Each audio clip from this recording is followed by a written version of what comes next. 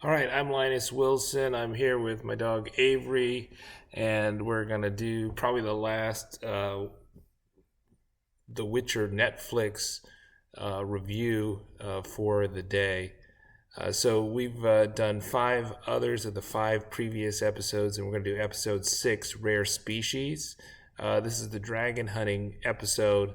So if you don't want spoilers and you want to see the episode spoiler free, then you're going to want to click away, but otherwise stick around and you'll get my review. All right, to start out, I want to say that I think this is an otherwise good episode with really bad CGI.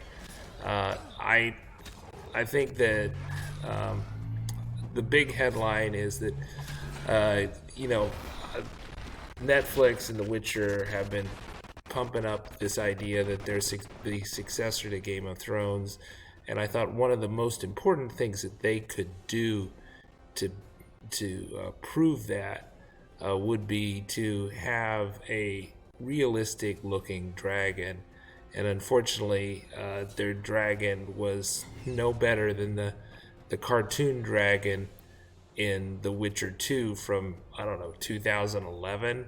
I mean, they could have probably paid the animators at CD Projekt Red a paltry sum and got a better dragon than what they ended up getting in this. One of the things I was really worried about when I saw all the trailers coming into this season was where's the dragon? Where's the dragon? Why aren't we seeing the dragon? And there's a reason for it.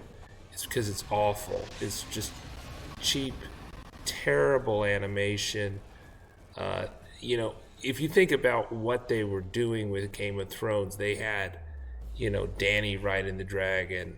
They had, Jon Snow riding the dragon.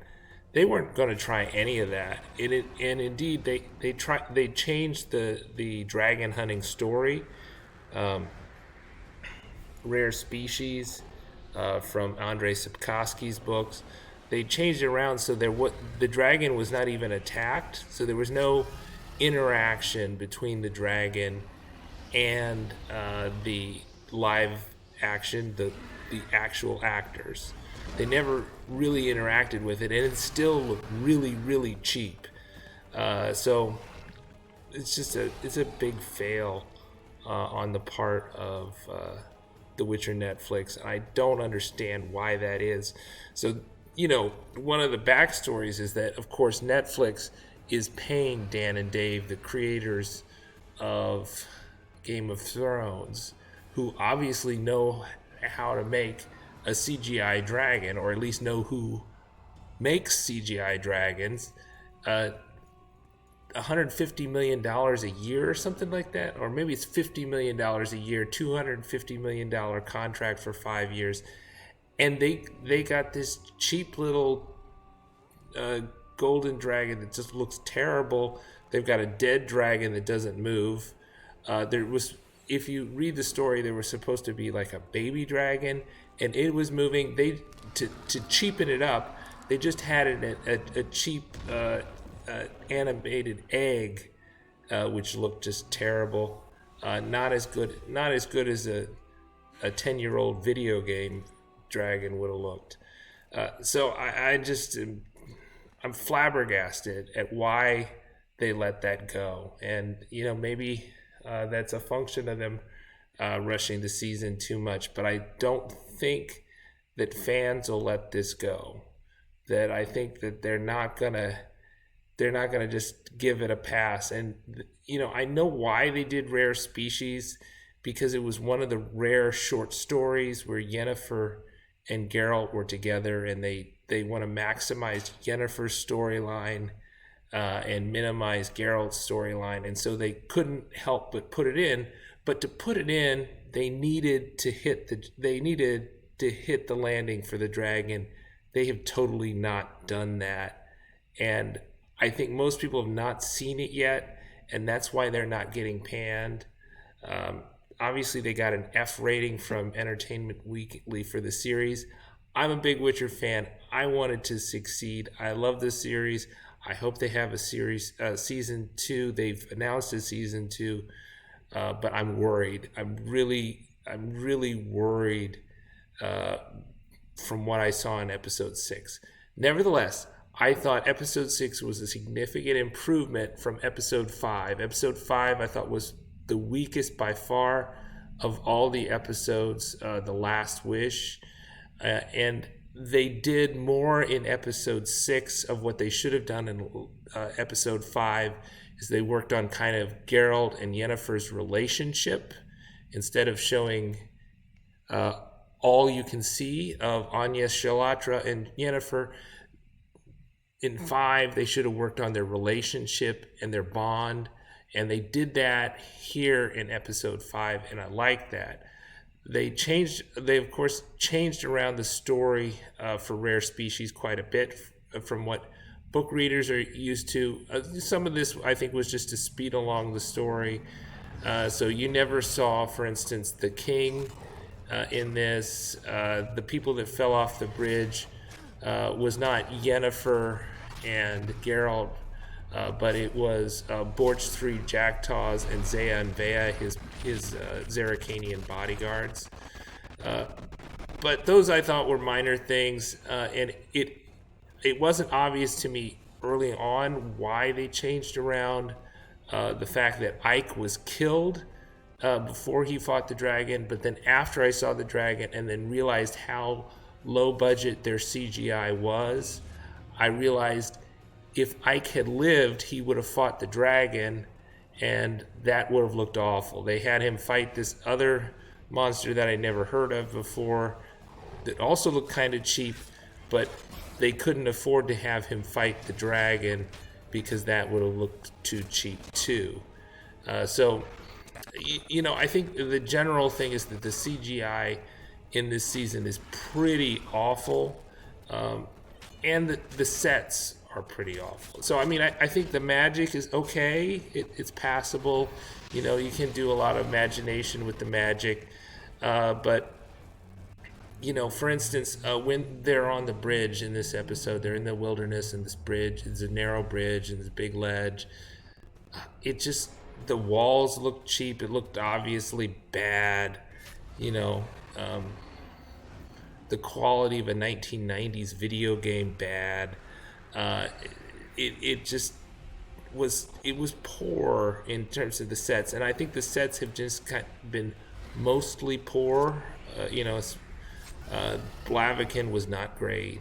A lot of the Sintra scenes are not great. I think the Great Hall was good, but a lot of other scenes have kind of had not so great sets, and I think that comes down to the CGI and the art.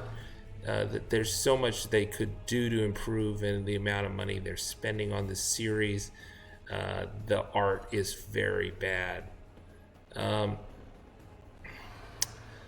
But I did like this episode. I liked it because it spent more time with Yennefer and Geralt talking about their relationship and their bond and why they want to be together, and why they sometimes tore apart, and I thought that was nice. The other major storyline for this episode was the Ciri storyline with the Doppler Mousak, and so she discovers the Doppler Mousak, and they fight, and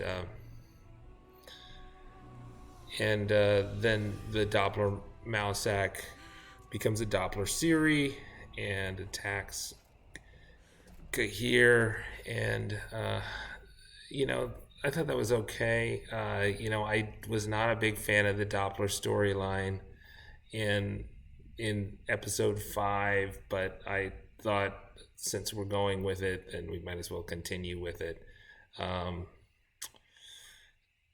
So I guess that's okay, and that I think it's Dara is the show character that's been following Ciri around has decided that she's bad news, and if you spend a lot of time around Ciri, you'll probably end up dead, which is a very good observation. So the I thought it was an improvement on what was kind of a poorly written episode in episode 5, and I'm hopeful that we're going to pick up the pace, and we're going to have a better episode 7, and we're going to have a better episode 8. I'm interested in seeing where the Yennefer and Geralt relationship's going to go in episode 7, and I'm interested if Ciri and Geralt are going to get reunited by episode 8. So, my overall take on the season, now that I'm 6 episodes in, is that they've written kind of fabulous female characters, but they've kind of deviated from some of the lore in ways that I think are a little annoying. They've made Geralt has been played awesomely by Henry Cavill. I think he's done a masterful job, and he loves the property, and he has just done a great job, even though he's been given very little to work with. Whereas, of course, Anya Shalatra, Jodie May have been given so much to work with, and they've done a good job with that too. So I think it's been a very character show, with the emphasis on the female characters getting the chance to shine, and I'm interested in what's going to happen in episode 7. All right, thanks for watching. My name's Linus Wilson. Subscribe and hit the bell notification icon. We cover the Witcher Netflix series, fantasy TV in general, such as Game of Thrones and the House of the Dragon, and we cover all the Witcher games. Talk to you later. Good luck on the path. Bye.